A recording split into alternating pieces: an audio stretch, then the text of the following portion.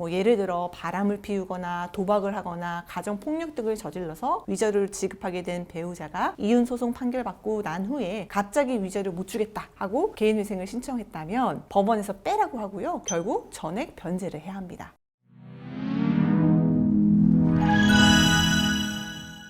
안녕하세요. 제협하는 남편 이혼 전문 안소연 변호사입니다. 요즘 경기가 많이 안 좋다는 뉴스 여기저기서 많이 듣고 보실 텐데요. 이혼 전문 변호사인 제가 경제가 안 좋다고 느끼는 때는 따로 있습니다. 이혼 소송 문의가 줄어든 때일까요? 아니에요. 바로 회생 관련 문의를 받을 때입니다. 이혼 상담인데 개인 회생을 함께 물어보시는 경우가 있어요. 바로 배우자가 이혼하고 개인 회생을 해버리려고 하는데 양육비, 위자료, 재산 분할로 돈을 받기로 한 거 못 받게 되는 걸까요? 또는 배우자가 개인 회생을 하려는데 지금 이혼하면 양육비는 제대로 받을 수 있을까요? 라는 문의를 주시는 분들이 늘어나는 때가 있어요. 그럼 저는 진짜 경기가 많이 안 좋은가 보다 라는 생각을 합니다. 오늘은 많은 분들이 궁금해하시는 이혼 소송의 당사자가 개인 회생 절차를 신청하는 경우에 면책되는 채권에 대해서 알아보겠습니다.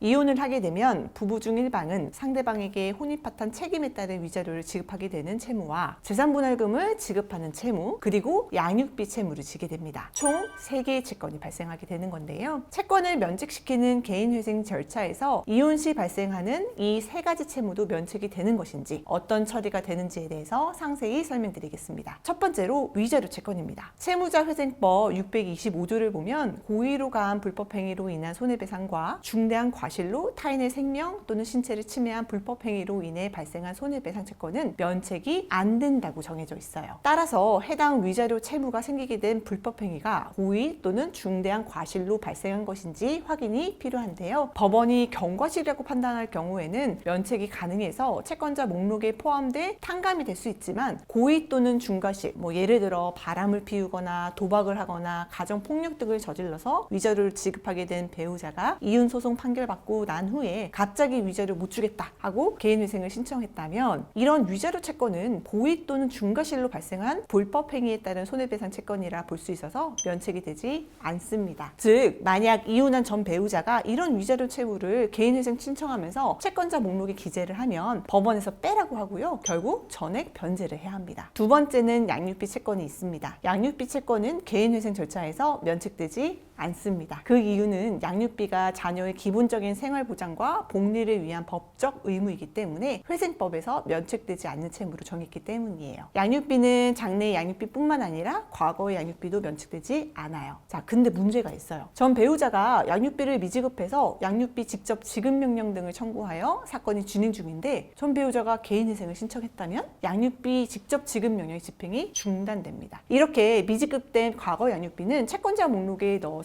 일부 변제를 받고요. 회생 절차 중 못 받은 나머지 과거 양육비는 회생 절차 이후에 청구를 하거나 강제 집행할 수 있어요. 장래 양육비의 경우 2가지 케이스가 있는데요. 기존에는 양육비를 추가 생계비로 일부 인정을 해서 변제금을 낮춰주면서 채무자가 직접 양육자에게 양육비를 지급하게 하고 주기적으로 그 양육비 지급에 대한 소명을 하도록 했어요. 다만 채무자의 자율에 맡긴 이 방식은 추가 생계비를 얼마나 인정받느냐에 따라서 채무자가 양육비를 지급함에 어려움이 있을 수도 있고 직접 지급하는 것이다 보니까 양육친이 양육비를 제때 못 받을 수도 있다는 우려가 존재했습니다. 실제로도 회생 중에 양육비 지급 문제로 다투는 경우가 많기도 하고요. 이런 문제점을 개선하고자 2018년도부터 서울회생법원은 장래 양육비를 재단채권, 여기서 재단채권은 회생 절차상 우선적으로 변제되는 채권을 말하는데요. 이 재단채권에 양육비를 넣어서 매달 회생법원을 통해서 양육친이 양육비를 받을 수 있도록 했습니다. 회생 절차가 진행되는 동안에 양육비는 보장받을 수 있게 된 거죠. 다만 아직 모든 법원에서 이 방법으로 진행되는 건 아니고요. 앞서 말씀드린 채무자가 직접 지급하는 방식으로 하는 경우들도 있어요. 따라서 자녀에 대한 양육비 채권이 면책이 되지 않는 채권이긴 하지만 개인회생 절차가 진행 중인 경우에는 제대로 지급받지 못할 가능성이 있다는 것이죠. 마지막으로 재산분할 채권이 있는데요. 재산분할이 적정하다는 전제하에서 말씀드리겠습니다. 이혼한 남편이 아내에게 재산분할을 하라는 판결이 내려졌고 직후에 회생을 신청하면서 금지 명령을 신청하거나 이미 회생이 개시됐다면 강제집행 절차를 통한 회수는 불가능합니다. 그리고 만약 아내가 남편 재산에서 일부를 회수하지 못한 상황에서 남편의 채무자들이 가압류 등을 취해 회수가 어렵다면 남편의 개인회생이 인가 결정된 이후에 남편이 가압류를 해제한 후 재산분할을 하면 됩니다. 그리고 만약에 남편이 재산분할금을 채권자 목록에 포함하면 재산분할 채권은 일반 채권이기 때문에 양육비처럼 우선적으로 받을 수가 없어요. 아내는 다른 채권자들처럼 남편의 변제 계획에 따라 조정된 금액만 받을 수 있으며 못 받은 나머지 금액은 면책이 됩니다. 내가 받아야 하는 금액이 줄어든 데다가 회생 절차를 통해 천천히 지급받으면 황당할 수밖에 없겠죠. 이때 아내는 남편이 재산분할하지 않을 목적으로 개인회생 절차를 남용했다라는 취지로 이의할 수도 있어요. 다만 이 이의 신청은 확실한 증거와 법적 조력이 필요합니다. 만약 이의가 받아들여지면 남편은 회생을 진행할 수 없게 되고 재산분할을 온전히 받을 기회가 생길 수도 있겠죠.